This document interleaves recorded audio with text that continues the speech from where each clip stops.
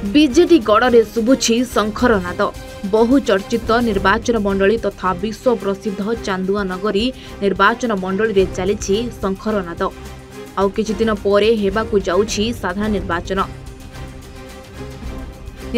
ପାଇଁ ପ୍ରସ୍ତୁତ ହେଲେଣି ନେତା। ଘରକୁ ଘର ବୁଲି ମାଗୁଛନ୍ତି ଭୋଟ, ଜିଣୁଛନ୍ତି ଭୋଟରଙ୍କ ମନ।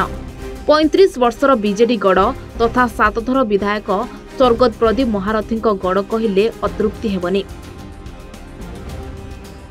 ବାରମ୍ବାର ବିରୋଧୀଙ୍କୁ ଚକମା ଦେଇ ପିପିଲିର ଗଡ଼କୁ ହାତେଇଥିଲେ ସ୍ୱର୍ଗତ ପ୍ରଦୀପ ମହାରଥୀ। ପିପିଲି ଡେଲାଙ୍ଗ ନିର୍ବାଚନ ମଣ୍ଡଳୀର ଲୋକଙ୍କ ସମସ୍ୟାକୁ ସମାଧାନ କରିବା ସହିତ ସାଧାରଣ ଭୋଟରଙ୍କ ଆସ୍ଥା ଭାଜନ ହୋଇ ଆସୁଥିଲେ ପ୍ରଦୀପ ମହାରଥୀ।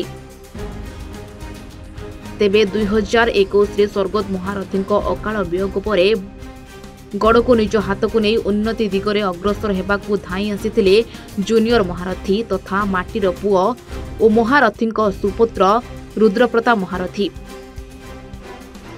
2 ବର୍ଷର ବିଧାୟକ ହେବା ପରେ ପୁଣି ଥରେ ରୁଦ୍ରଙ୍କ ଉପରେ ଆସ୍ଥା ପ୍ରକଟ କରିଥିଲେ ବିଜେଡି ସୁପ୍ରିମ ତଥା ମାନ୍ୟବର ମୁଖ୍ୟମନ୍ତ୍ରୀ ଶ୍ରୀଯୁକ୍ତ ନବୀନ ପଟ୍ଟନାୟକ।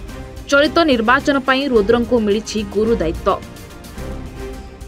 ପିପିଲି ନିର୍ବାଚନ ମଣ୍ଡଳୀର ଭୋଟରଙ୍କ ନିକଟକୁ ଯାଇ ନିଜ ଦଳ ଓ ପୁରୀ ସଂସଦୀୟ କ୍ଷେତ୍ର ପାଇଁ ଲୋକସଭା ପ୍ରାର୍ଥୀ ଅରୁପ ପଟ୍ଟନାୟକଙ୍କ ପାଇଁ ଭୋଟ ମାଗୁଛନ୍ତି Rudra.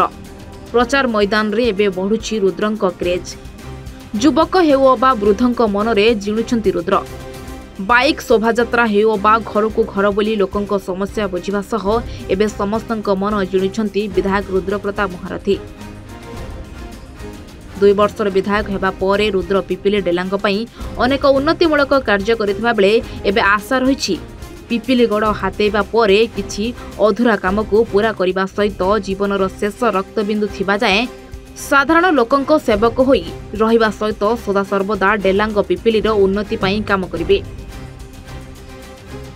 Door to door campaigning आमर एमपी प्रार्थी श्री अरूप पट्टनायक सहयोग उपस्थित समस्त विजु जनता दल नेतृमंडली गुरुजन माँ मान सहित युवक साथी मान सहित जो पंचायत जहाँ अरूप सार कहते जो पंचायत विभिन्न गाँव को साई को जाऊँ जोपरी आशीर्वाद भल पाइबा मिलूँ तो निश्चित रूपे आम आशावादी निश्चित रूपे आमर रिजल्ट भल हम और डेलांग पिपिली है विजु जनता दल गड़ और से गड़े जो 2 जन प्रार्थी ये माटीर 2 जन पुओं को सुजोग मिली नेतृत्व नापी तो मोर विश्वास रही जेहेतु मत पुनर्बार आम नेता तथा माननीय मुख्यमंत्री श्री नवीन पट्टनायक नेतृत्व नापी सुजोग देइछन्ति।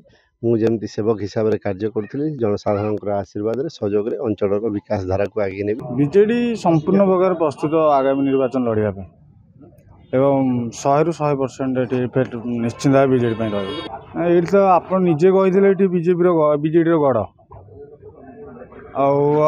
कौन कह ये गड़ थिला बीजेडी आगू रही निश्चिंत भाव ये नवीन पट्टनायक समस्त प्रकार लोकाभिमुख कार्यक्रम एवं एठार आमर जो युव विधायक अच्छा विजु जनता दल सी समस्त प्रकार जो दिन से उपनिर्वाचन विधायक है से सबू जगार समस्त प्रकार छिड़ा होती प्रत्येक मुहूर्त एवं समस्त प्रकार जो नवीन सरकार जो जिते कार्यक्रम सुचारू रूप तुलाई एवं लोकों पाखे संपूर्ण ये कार्यक्रम पहुंचाई। पिपिली प्रशांत महाराणा रिपोर्ट A1 ओडिशा।